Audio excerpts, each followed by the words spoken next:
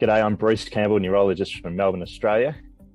And I'm Jeff Saver, neurologist at Los Angeles, California. And we're going to be debating two of the hottest topics in stroke right at the moment. First topic we're going to be talking about is tenecteplase and whether it's time to switch.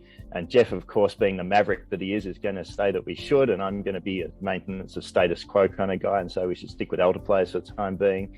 And then we've got the topic of should we give lysis at all before large vessel occlusion thrombectomy. What do you reckon, Jeff? Are you looking forward to this?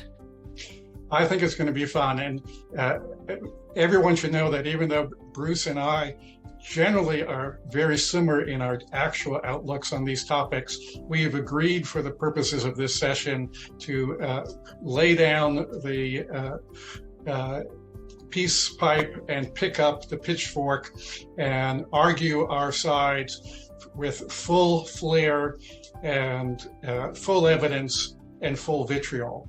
So it should be a lot of fun. Are you looking forward to it, Bruce? Absolutely. I'm sure you don't know what you've got coming, Jeff. But...